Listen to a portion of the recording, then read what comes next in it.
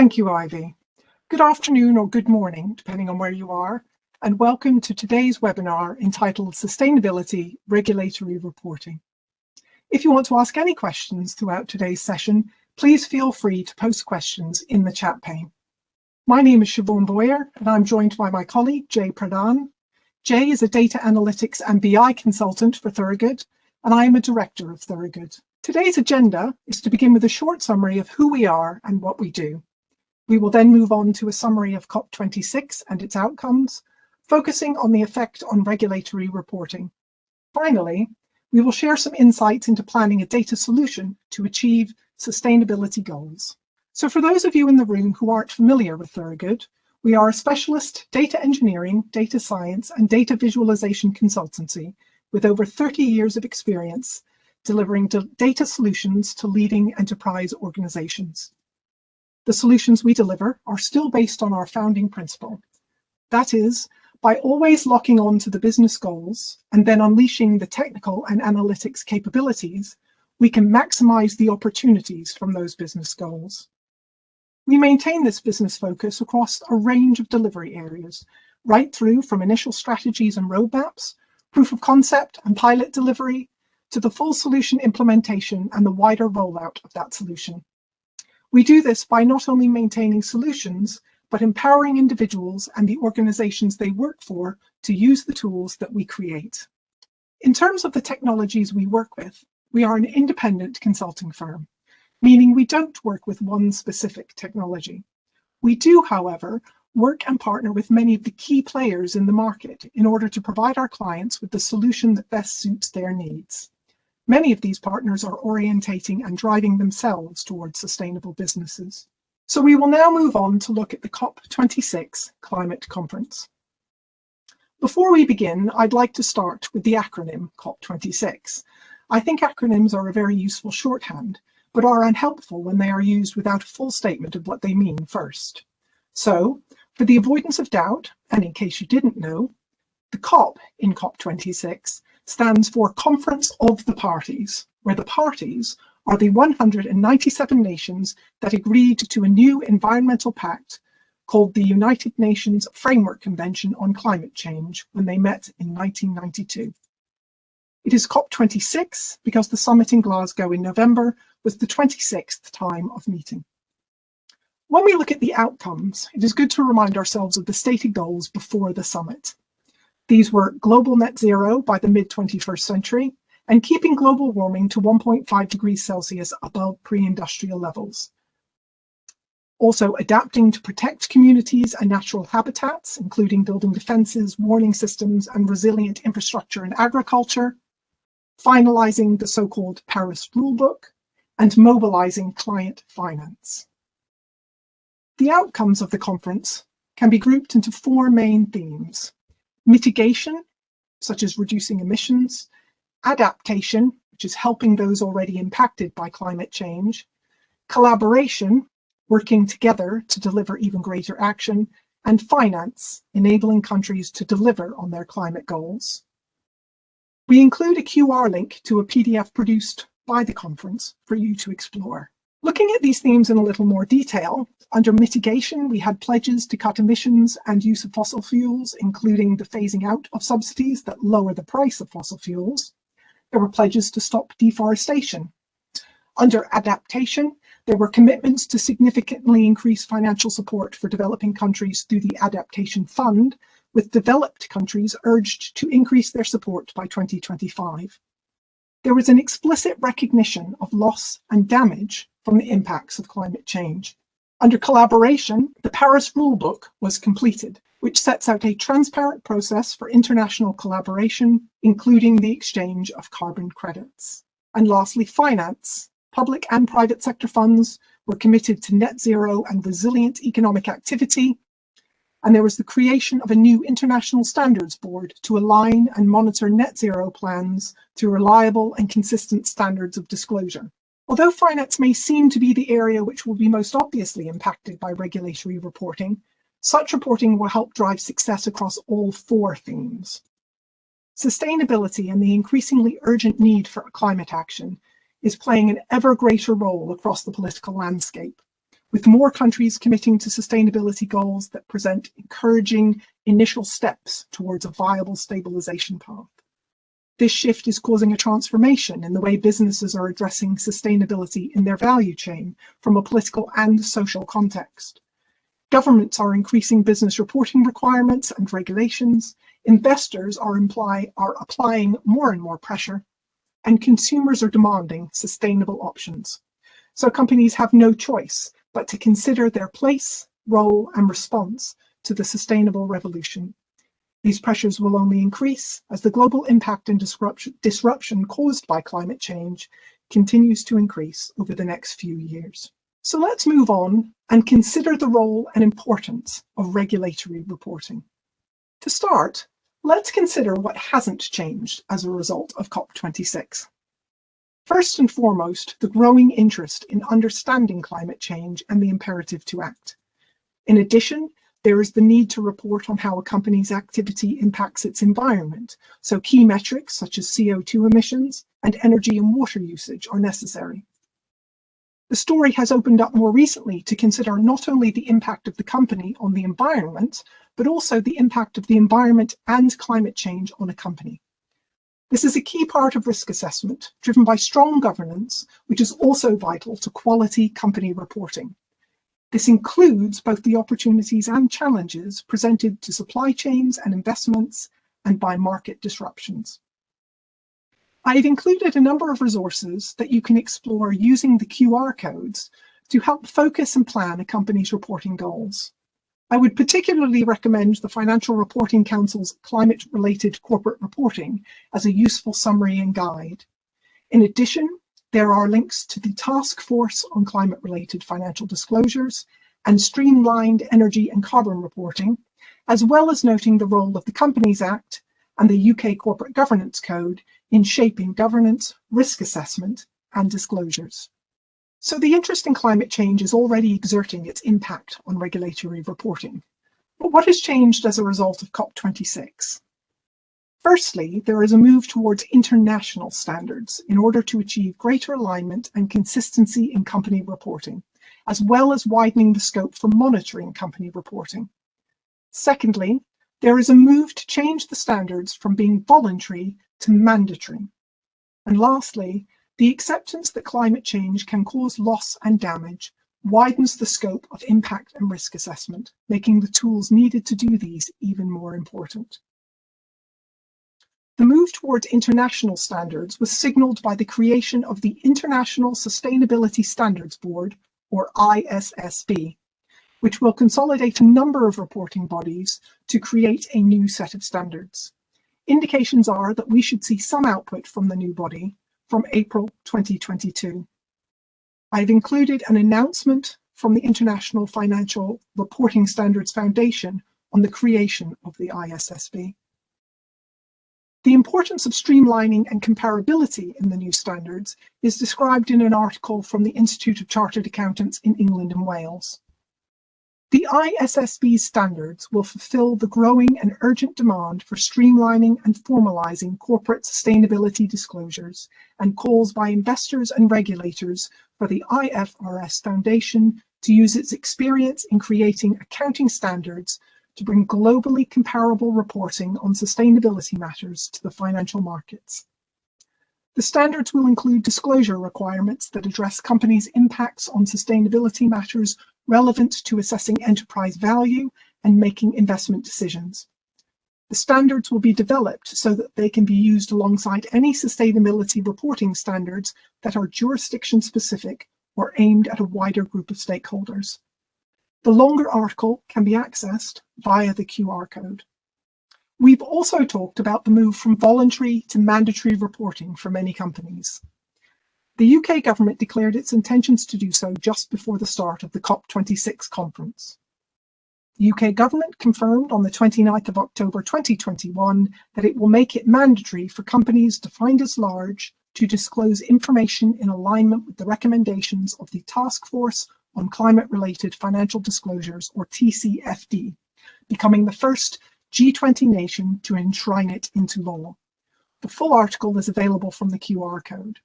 To summarise, there is a strong drive for change in regulatory reporting related to climate change.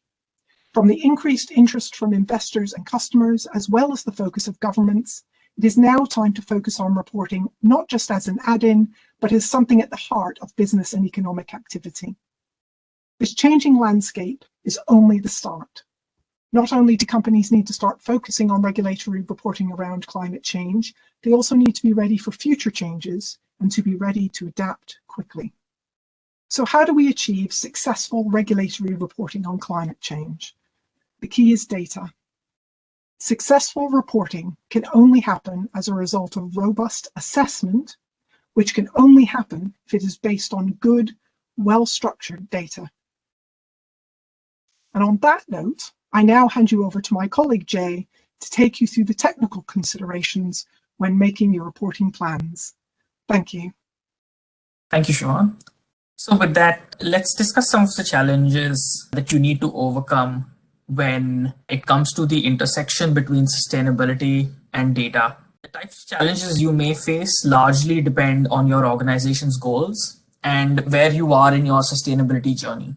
In terms of sustainability itself, there is a huge lack of standardization. Definition of concepts like net zero and carbon neutral aren't consistent or regulated. There is no single governing body that currently determines what it means to be a green business.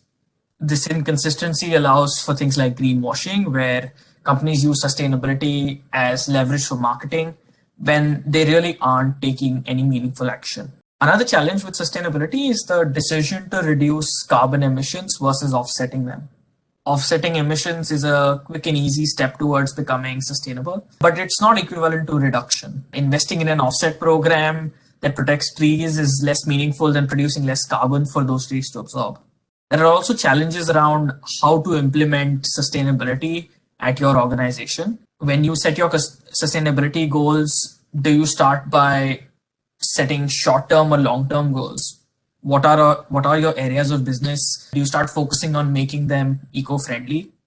Could it be your operations, like the energy and water used by your offices or your suppliers and the raw material in your products, or something else? How do you know what is the highest value opportunity?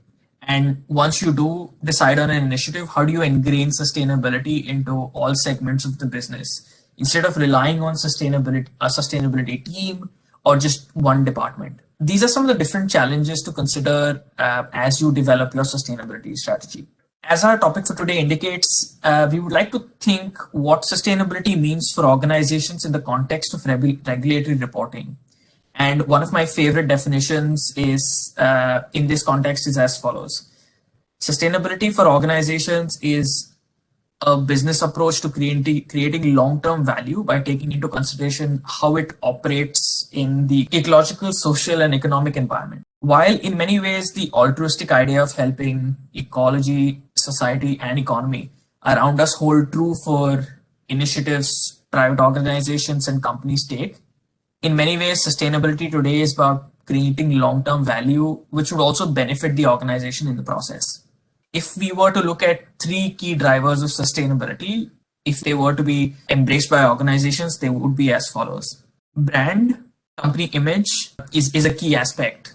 Consumers today are conscious of their own footprint and the impact on the ecology, and they expect organizations and companies they interact with to behave in the same way. The scrutiny and even the general populace over sustainability processes that an organization employs is only increasing.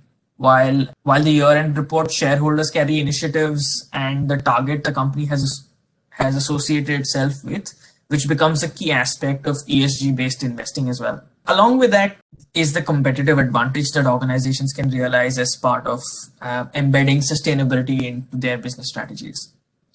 In many ways, sustainability has allowed organizations to identify a better way to realize efficiencies in their standard processes. An example of which is supply chains, where sustainability has revolutionized existing processes.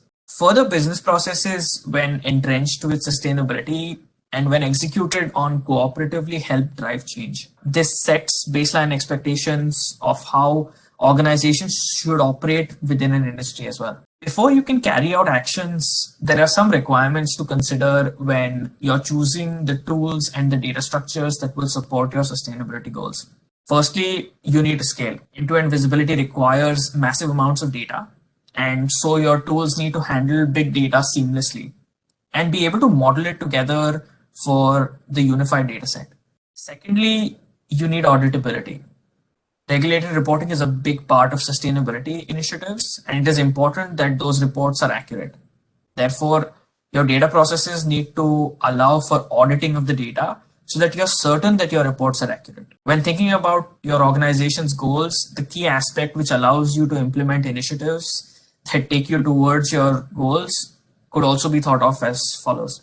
The transition of your organization's functions working in silos to working cooperatively is an important one for the purpose of sustainability. By nature of sustainability initiatives, they involve cross-functional thinking and considerations. They require individuals who possess cross-functional knowledge to theorize on initiatives and require conscious bringing together of input and data from all these functions to formulate a holistic view. Secondly, possessing end-to-end visibility on your business is as key as changes governed by sustainability, especially for large organizations which require you getting into the finer aspects of your processes. That which could only be identifiable by those possessing that level of granular data. Invariably, when you extrapolate this consciousness of the detail wider to your organization's processes, this generates large quantity of data whose handling efficiently becomes very important. Thirdly, no company sustainability goals are being formulated or enacted upon in isolation. External governing bodies, NGOs, and certification authorities are playing an important role in the application of initiatives. As a result, the importance of your company's internal data meshing with external data in a way that is understandable to all is extremely important. In order to create a platform that will be able to reliably service your regulatory reporting framework, it is important to understand the different data features your platform must contain. Reliable master data is critical to any system. Having relevant master data allows your metrics to be gauged across different slices of dimensionality. It also allows for metrics to be viewed and calculated at the right granularity. Like energy data, sales data will be key to understanding metrics such as volume, which will provide key context to your sustainability portfolio. Where your internal data gives you scale, your external data gives you details of the business and provides you a source for understanding your sustainability impact through different data sets. The list of in-scope packaging materials along with their recycle recovery rates and classification gives you an important context about the quality of the materials that you're using. You can source your greenhouse gas calculations as defined by SEAC from platforms such as Gavi, along with external data containing consumer habits. This data can then be loaded into a validation layer, which facilitates data collection, calculation, and reporting of environmental footprint results. These inputs can then be fed into the Gavi system, and calculations can be validated and loaded back into the validation layer for further processing of results. Some examples of KPIs that we have seen utilized to track sustainability are greenhouse gas footprint. These include your direct emissions, your on-site energy use, either for heating or powering machinery, and the emissions from petrol fleet vehicles. Virgin plastic tons percentage is fairly self-explanatory.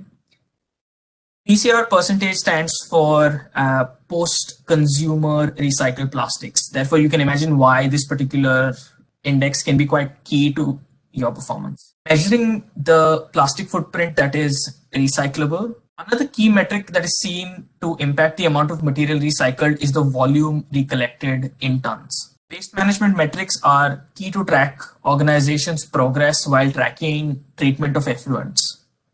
Chemical oxygen demand, or CDO, is an important measurement for the amount of oxygen that is required to break down pollutants in water. The chemical oxygen demand can be measured using different methods, both internal and external.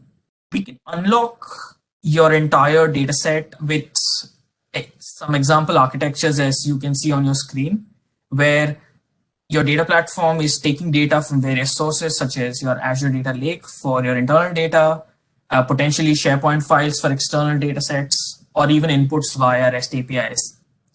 This is then brought into a raw layer using Data Factory, and then processed and structured using Databricks Delta Lake for consumption. We can also explore different data lake configurations. One use case involves building, which is our use case, sustainability layer on top of your existing data lakehouse for your regulatory reporting. Lakehouse combines the best features of both data lakes and data warehouses, and they work well with organizations looking at sustainability and initiatives. Building a democratized analytical data layer for sustainability insights provides many benefits. This model delivers a comprehensive and coherent set of information that details environmental footprint information across the business units and functions. It combines detailed granular data from different business subsegments to provide an end-to-end view of a lifecycle. The master data lake defines relationships between the data, and then the data is used to support decisions on environmental initiatives. This data structure benefits the business by providing a universal version of truth in a detailed information model. It takes large quantities of data and harmonizes them to give you specific insights that you can use to make data-driven sustainability decisions.